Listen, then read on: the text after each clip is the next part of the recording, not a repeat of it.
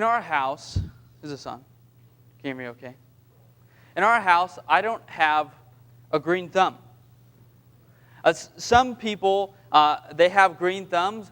I don't have a green thumb. Whenever I try to grow something, it usually grows mold, and then it dies. That's my success. I'm great at growing mold. And when we lived in California, somebody had bought us a gift. They bought us a cactus. A cactus. Those are rugged plants. I mean, they survive an incredible amount of obstacles. And I thought, a cactus, this is a nice gift. I mean, here we are in California. This is a great gift as we are getting ready to move over to Illinois for us to remember California. A cactus. A cactus. Those live in the most extreme climates on our planet. And before we left California, we rented one of the smallest pods from the pod company that you could get. And so I packed our entire house into this pod, which is really fun because it was this life-size Tetris game. And so I loved it. It was a lot of fun. One of the main things that I made sure we packed before we left was our small little cactus. We called this cactus Grover because we named it after the city that we lived in California called Grover Beach. And I went to extreme measures. I went through extreme measures to make sure nothing happened to Grover during the move from California to Illinois. I packed him between some solid shelving units, and then I tied about 6 or 7 ropes on our cactus to make sure it didn't get jostled around. And then I packed a bunch of stuff around our cactus. And can you guess what happened to our cactus in the move from Illinois, or from California to Illinois?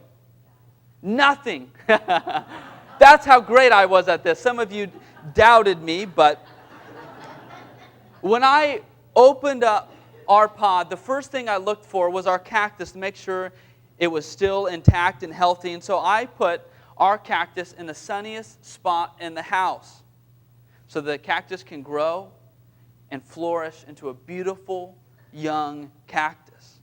And 6 months later, Grover grew a brown, mushy spot on the side. And I don't know anything about cactuses, so I just thought, well, this is normal for the life cycle of a cactus to get brown and mushy. And then over time, this spot grew, and I noticed that it began to hollow out my cactus. My cactus, our cactus, was dying. And do you know why the cactus was dying? I overwatered it. Who would have thought? Overwatered it by like once every 2 weeks. I mean, who would have thought that you could kill a cactus with water? I mean, don't cactuses live through monsoons? Well, apparently I'm deadlier than a monsoon. But have you ever noticed that in our world, things do not seem to work the right way? Things do not seem to operate the correct way. It seems like there's things inside of us and all around us that is off, that is broken. And if you don't believe me, then why in the world is all of the delicious tasting foods bad for you and all of the bad foods taste delicious? I mean, shouldn't it be the opposite? Shouldn't healthy foods taste good and the unhealthy foods taste like dirt? They should taste awful instead of the way it is. I mean, there's something so special about ice cream. You know, it'd be amazing if that was actually healthy for you, but it's not. There's something wrong with our world. And I know it's kind of a silly illustration, but why is it that when we open up our internet browser and we look at the news, or we pull out our iPhone and we look at the news on there, or we open a newspaper, and some of the first things that we read about are the tragedies that happen all around our world?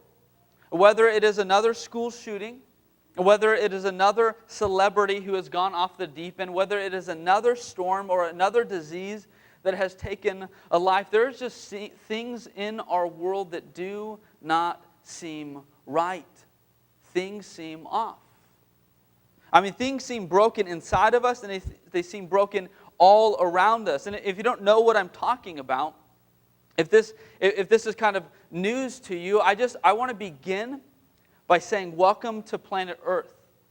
And of all of the places and of all of the things that you could have experienced here on earth for your first experience on earth, you chose to come to church and join us in worship. And we are so grateful that you've done that, right? I mean, if this is a news flash, you've lived in a cave most of your life.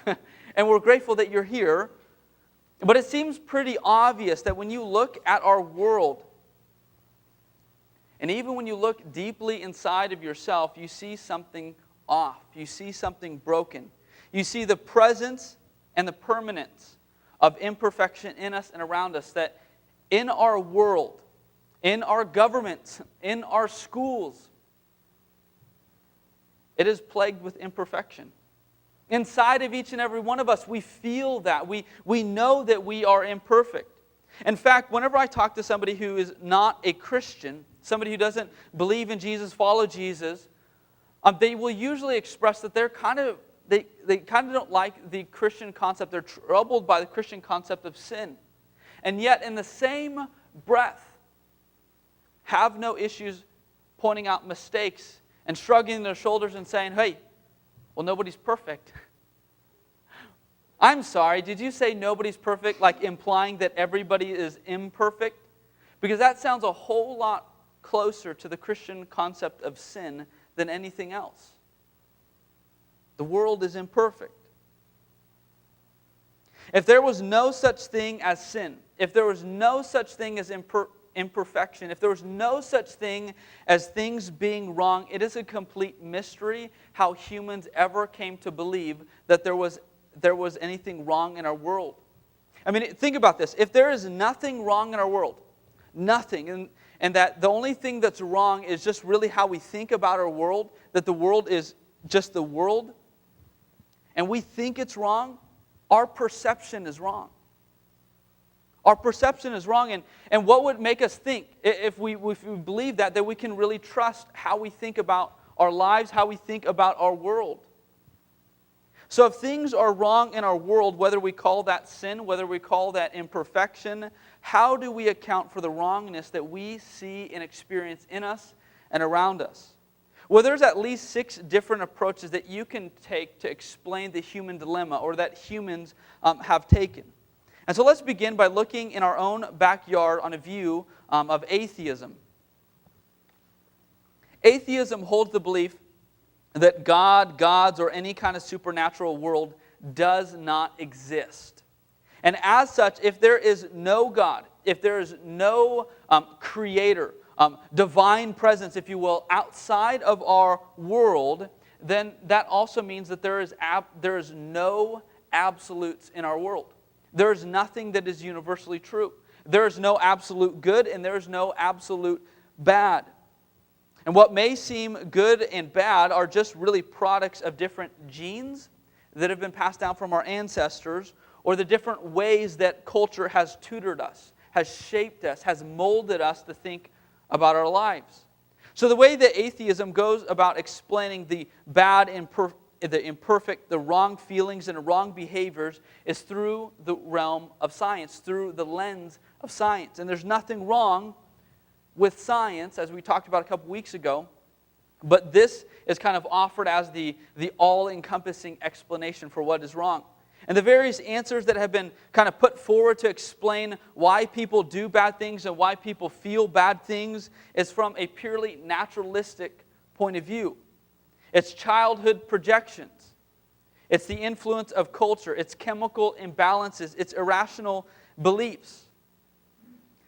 But if that was accurate, and I'm not arguing against any of those sciences, but if that was accurately explaining all of the wrong things that we would experience in a world, what that means is that morality, this idea of good and bad, is really a subjective truth.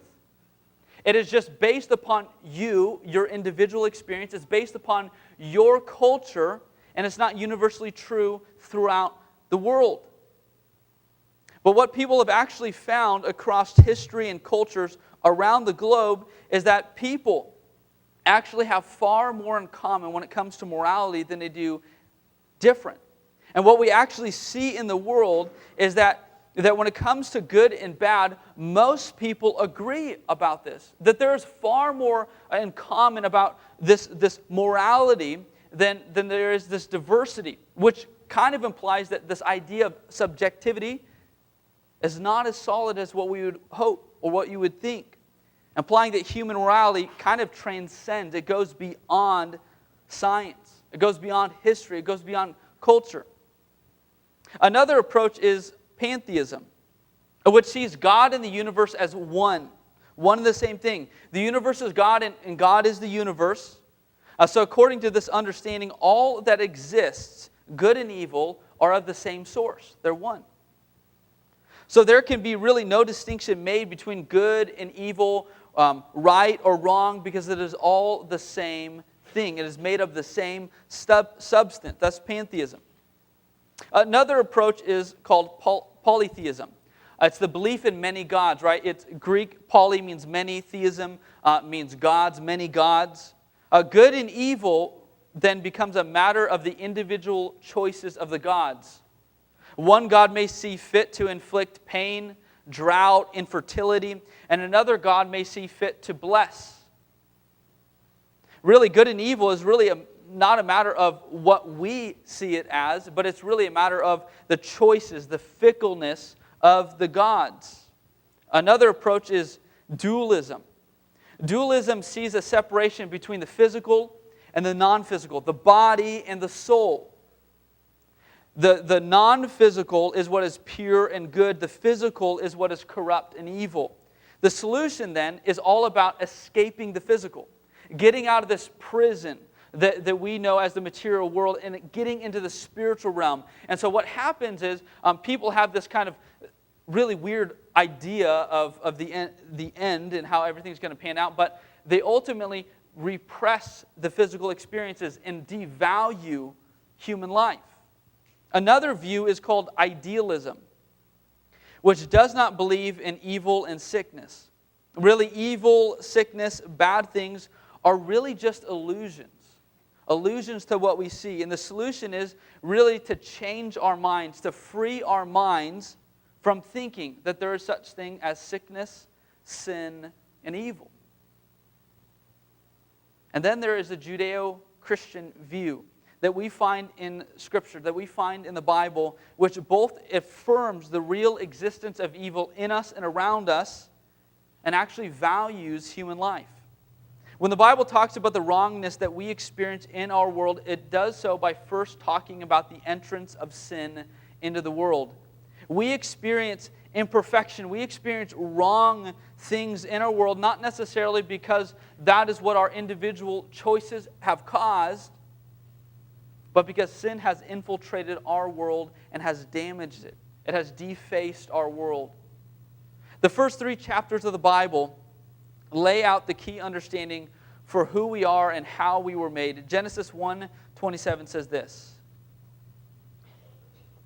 So God created mankind in His own image. In the image of God, He created them. Male and female, He created them. The phrase that's been widely discussed and debated really throughout time is the phrase, the image of God. The common phrase that's used to describe this, to talk about this, is the phrase imago Dei, which is Latin for the image of God. And there's been a long-standing discussion and debate over what exactly the image of God is and what it means for literally thousands of years. And so, let me go ahead and sum up and solve in about 2.5 minutes all of the mystery with the image of God. Is that all right? I'm just kidding. But one of the things that scholars have pointed out about the uniqueness of humans being made in the image of God is that they were made with a unique relationship with God. They were made with a unique relationship with God. Nothing else in all of creation relates to God the way that humans relate to God. Nothing. Not the animals, not the creation itself, not even the angels relate to God the way that humans are unique in relating to God. And according to the Christian understanding of God, there is one God made up of three persons. This is what the Christians call the Trinity: Father, Son, and Spirit. And what this means is that if we are made in the image of that God, the God who is in Himself in relationship, Father, Son, and Spirit, then that means the image of God means that we were created relationally. That we were made as relational beings. Which really fits perfectly with what we find with what God says in Genesis 2:18. He says this: "The Lord God said, it is not good for man to be alone. I will make a helper suitable for him." It makes no sense why God would say it's not good for man to be alone if man was not made for a relationship with God, from a relational God. Makes no sense why God would say it's not good. In fact, in the first 2 chapters of Genesis, that's the only place where God says it's not good when it comes to our relational capacity. And we can see that we are made to be uniquely in relationship with God and with other humans. But we are also made with this, we're supposed to be made with a unique, perfect, harmonious relationship with our own self. That there's this harmony that we experience internally. And we notice this because individual harmony seems to be ruptured, it seems to be damaged when sin enters the world. Because what happens when Adam and Eve sins, the first thing that they do because of the guilt of their actions is they cover themselves up. They hide, not just from God, not just from each other, but they hide themselves. That seems to imply that there was some kind of internal damage, this internal separation that took place inside both Adam and Eve. And we also see that Adam and Eve had an important part to play in the creation story with the naming of the animals and the working the ground, that they were partnering with God in His rule in creation. And so from these things, we can see that we were created in the image of God. It means that we were created to have a relationship with at least 4 different things. We were meant to be God-oriented, self-oriented, people-oriented, and creation-oriented. Those are the orientations. Those are the relationships that we were meant to have. A relationship with God, a relationship with ourselves, with other people, and with the creation. And you might wonder why any of this matters to the discussion of the wrongness that we see in the world, the imperfection that we see in us and all around us. And here's why this matters. Because oftentimes when we think about sin, we think about it in terms purely about doing bad things. Sin is about doing bad things. It's about majoring in the no-nos, right? It's about breaking God's command. And in Genesis 3, it records the story of the first created people sinning by disobeying God's command, God's one command. And that's true. And after they disobeyed God, they hid themselves. They hid because they felt shame, they felt guilt over what they did. But sin is not just doing bad things. Sin is about damaging a relationship. It is about damaging all the relationships. Sin is hyper-relational, damaging our relationship with God, with self, with people, with creation. Sin is relational. What happens the moment that sin came in was the unraveling, it was the undoing, it was the damaging of all of the relationships that God created us for. That the image of God was damaged. And sin undercuts every relationship that we were created to enjoy, because sin is hyper-relational. Sin separates us from God. Sin causes psychological and biological issues. Sin produces war. Sin produces incurable fights, incurable wrestling, internal and external. Sin has interrupted and inhibited creation from functioning the way that creation was meant to function. Our world is broken. The image that we were created in, the image of God, has been damaged. And yet inside of each and every single one of us, we feel a sense of purpose, a sense of hope, a deeper longing, almost like that image is still there, that it's damaged but it's present, almost as a way as to remind us of why we were made, almost as a way to call us back home. I love how author Peter Kreeft describes this. He says it this way: the two things that we all want are the two things that no one has. We behave as if we remember Eden and can't recapture it, like kings and queens dressed in rags who are wandering the world in search of their thrones. If we had never reigned, why would we seek a throne? If we had always been beggars, why would we be discontent? From a Christian perspective, we see the wrongness in our world. We see the imperfection. We see all of the things that plague our planet as having roots in the entrance and the presence of sin in our world. Sin is not just about doing bad things. Sin is about replacing God as the center of our lives, as the center of our life and identity, with something else. Sin is about making good things ultimate things. Sin is about making a good thing into a God thing. It's about turning something into the God of our life. And each and every single one of us, we have this large God-sized hole that we try to fill with all of these things to satisfy this longing, this discontentment that we experience. We may call it man's search for happiness, finding our true selves, or even our purpose in life. But in each and every single person is this desire to fill this God-sized hole, is this desire to find God and find God in all the other things other than God Himself. And we do this because we feel the gravity of our separation from God. And maybe that's why throughout all of history and all of time, one of the number one questions that has come up is, why am I here? Perhaps it's because of this separation. When Adam and Eve sinned, they decided to remove God from the center of their lives and instead put themselves at the center of their life. St. Augustine, not my daughter, but the early church theologian, called sin a disordered love.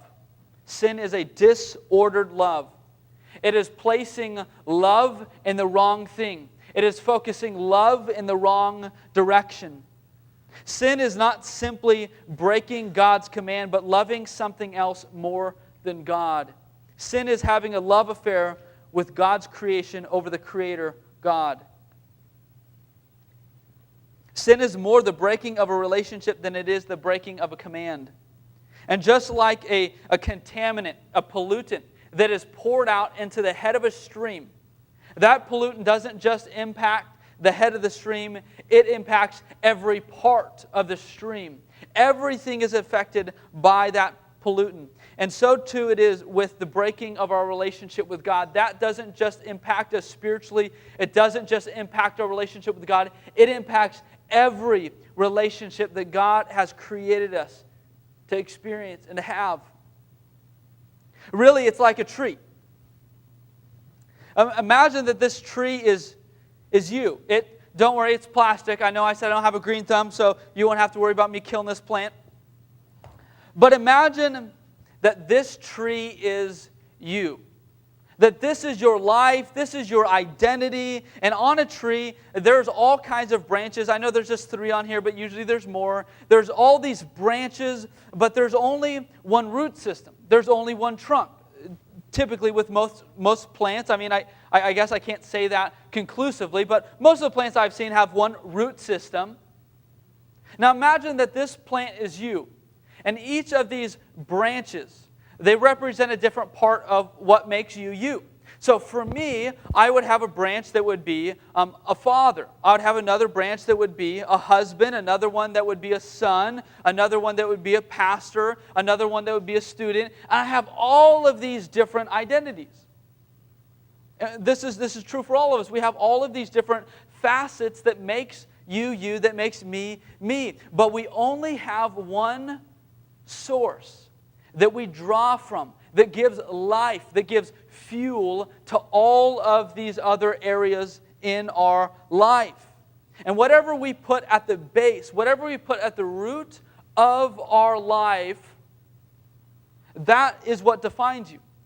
That is what makes you. That is the core of your identity. And if I could be spiritual for a moment, that's the God you worship. What you find here is in fact the God that you are worshiping. And some may say, well, I don't worship. I don't worship anything. I don't sing songs to anything. But that's not what worship is. Worship is about what we give ultimate value to. It is what we give our loyalty to.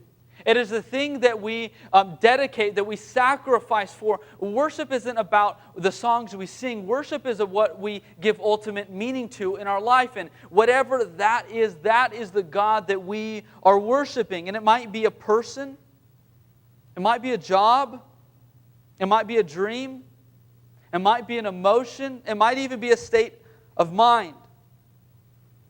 And what happens when we place something else other than God at the root of our life is absolutely destructive.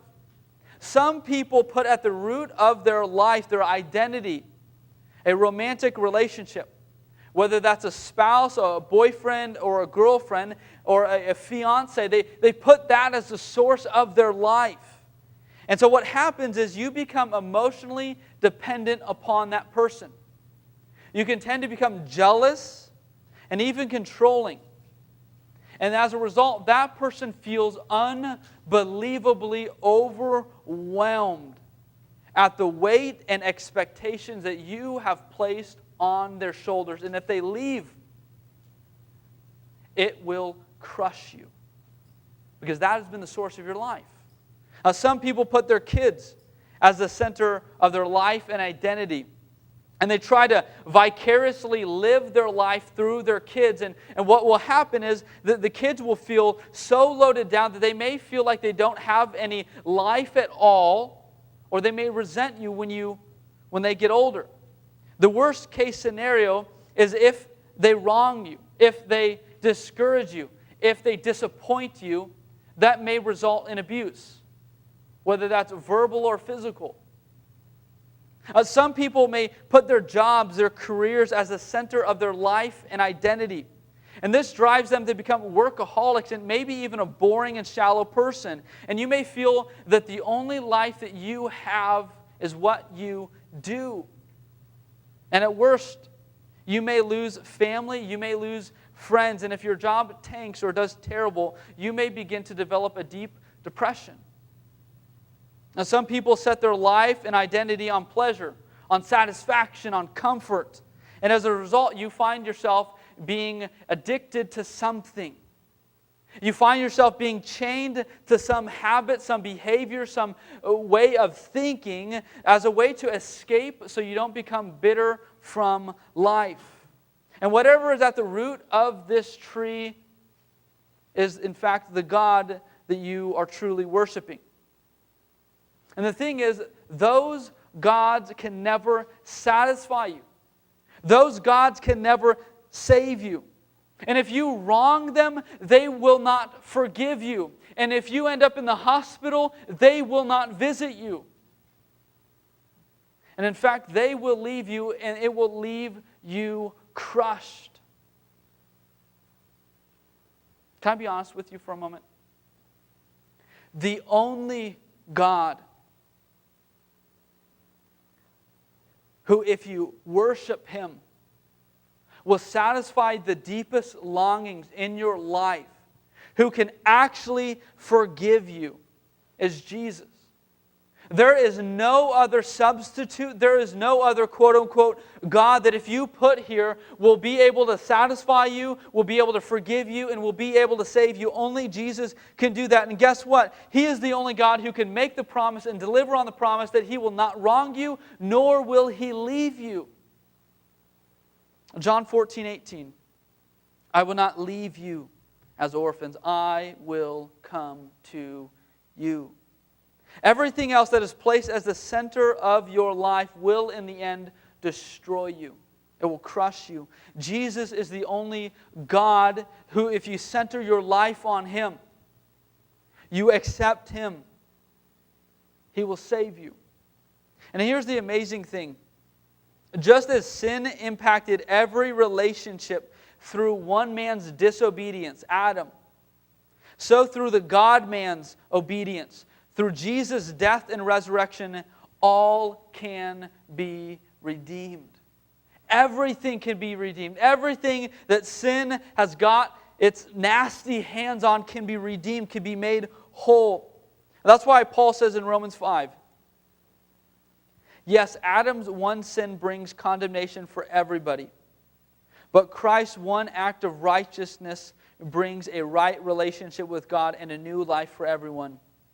Because one person disobeyed God, many became sinners, but because one other person obeyed God, many will be made righteous. But in order for any of this to happen, in order for all these other areas to be redeemed, for them to be healed, the most important relationship must be fixed, and that is our relationship with the Creator, our relationship with God. The only true solution to our problems is not by focusing on our problems. I think that's why self-help is so widely read, because it's a focus on our problems. It's about positive thinking. It's about being altruistic.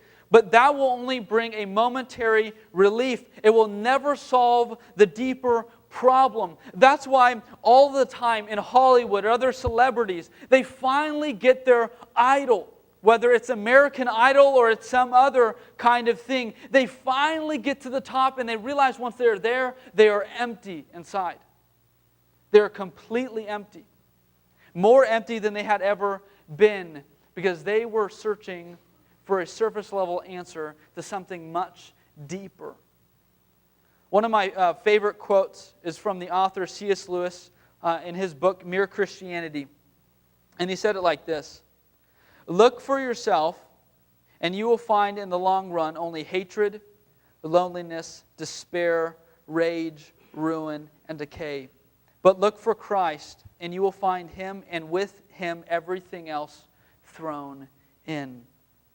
Putting your issues front and center will only bankrupt you in the long run. Putting Christ front and center is what will fix and what will heal and what will save each and every single one of us. Our problems are not our personal problems. Our problems are not financial problems. Our problems are not a relationship with other people. Our problem is a problem with a relationship with God. That's what plagues the planet.